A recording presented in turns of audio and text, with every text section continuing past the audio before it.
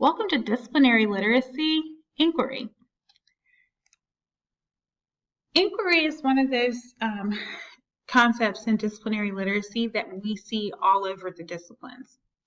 It is very complex in the way that we use inquiry because it should be used as a strategic way to get our students thinking, to make them be more creative and insightful. Inquiry allows for curiosity and persistence. It also makes sure that we sustain our understanding in a way that strengthens the way that we learn content. One characteristic of inquiry is that it's done by the individual. It's not done to the individual. And this helps to make a more active learning experience for our students so that knowledge sticks. There's a couple of shifts with implementing inquiry within the disciplines. One of those shifts is that teachers often feel overwhelmed with classroom management issues, and as well as the logistics of how do you organize and how do you sustain inquiry-based learning into your classrooms. But sometimes, in order for inquiry to work, students have to have sufficient content knowledge in order to engage within the inquiry. Students will not be able to construct meaningful questions if they lack the background knowledge or basic information regarding a topic. But it doesn't mean we shouldn't do this. It just means that we need to make sure that we properly prepare our students in class before we begin inquiry methods. Teachers have to know what information your students need and then provide just enough so that it ignites inquiry, but we don't give them everything, so then now they don't feel like they need to go through the process of inquiring.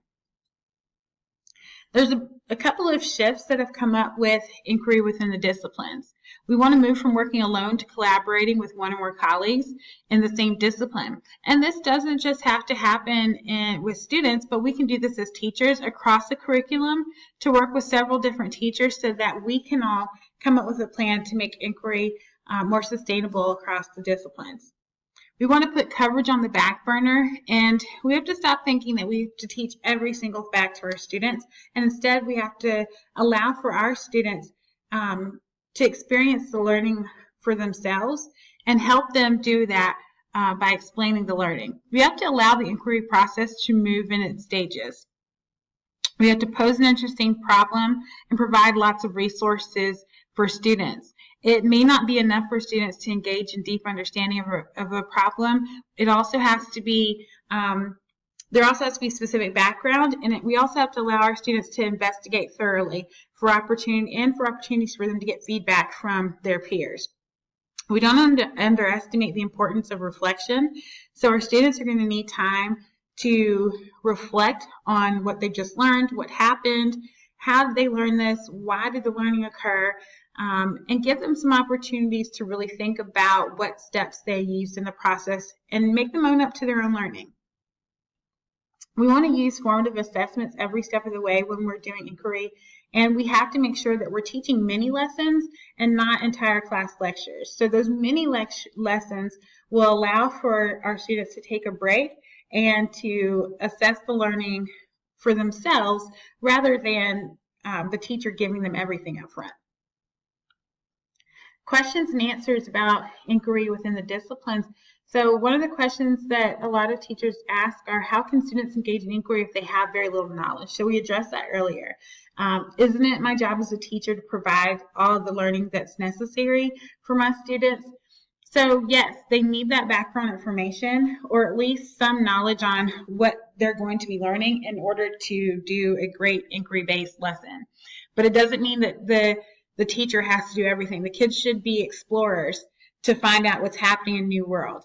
It means that rather than the teacher parceling out all the information, that we need to provide a guide for learners to learn on their own. Here's the Richland 2 instructional model. We do a great job with setting a purpose, building engagement, and even building some prior knowledge. And then we go into the direct instruction portion with our students. And sometimes we do the direct instruction, but we leave out the modeling. We leave out the guided practice with our students. And so we direct instruct and then jump right into independent practice. We've got to make sure that we're incorporating modeling with our direct instruction and breaking that direct instruction up so that we give our students time to go through a guided practice before we lend our students to just independent practice and working on our own. Remember, Just like everything else, inquiry is a process, and our students have to learn how to question, and they have to learn how to be researchers in social studies. Bonci and Bells has 4 levels of inquiry. The first type is confirmation inquiry, where students are provided with questions and methods, but the teacher expects that students will determine the result that's known in advance.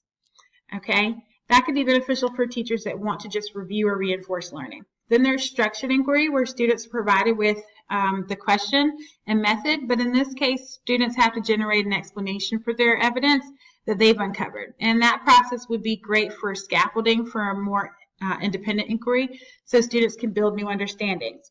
There's also guided inquiry, where students are provided with the research question, but they must design the method and result of the explanations. So an advantage of this type of inquiry is that it allows a teacher to engage in differentiated instruction and targeted assessments. Note that students should have numerous opportunities for participating in inquiry-based learning before they engage in a guided inquiry. And then there's an open inquiry, where students have the opportunity to act as the experts. They derive the questions, they design and conduct the investigations on their own. So clearly in this stage of inquiry, your students have had lots of practice and have a deep understanding of the information in front of them. CASA's level of thinking is one quick, easy way that we can get our students learning how to question in the material. So when you look at this house, we know that every house is built on a foundation. So these foundations would be our level 1 questions. Simple questions that are asking our students to define, to ask us who, what, when, where questions, to label, identify. And as you can see, it also comes with some question stems. The middle section of the house, or level 2 questions, ask our students to get a little deeper into the information. Here's where we're going to compare and contrast. Here's where we're going to distinguish between 2 different things. Here's where we're going to infer, analyze, or explain what's happening. And then at the top of the house, this is where we're at our level 3 questions. This is where we're going to evaluate, predict, judge, forecast, things that could potentially be coming up in our learning. It's very important that CASTAS is for your students.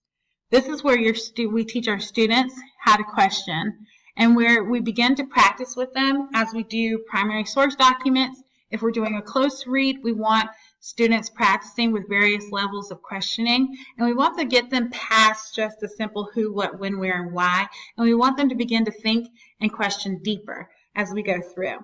As teachers in Richland 2, we've recently talked a lot about depth of knowledge, and CASTAS really does align with depth of knowledge as well as Bloom's taxonomy in terms of what we're asking our students to do.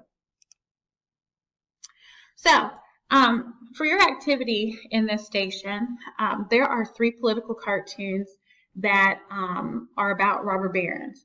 And so what I would like for you to do is to analyze those 3 political cartoons. And in your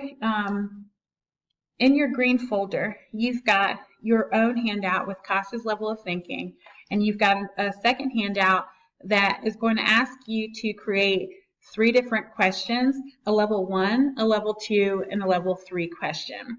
So I want you to analyze the 3 political cartoons, and using the CASTAS sheet, what I would like for you to do is come up with 3 questions about the political cartoons that would help you better understand the reasoning behind the creation of these cartoons.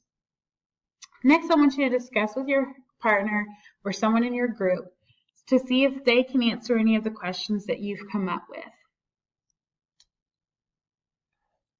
Once you've had an opportunity to move through this activity, I would like for you then to go to todaysmeet.com, and I would like for you to describe one way you can incorporate inquiry into your classroom lessons, and then I would like you to respond to another teacher in the thread. Remember, you only have 140 characters, so you have to give a brief response. Thank you for your time today.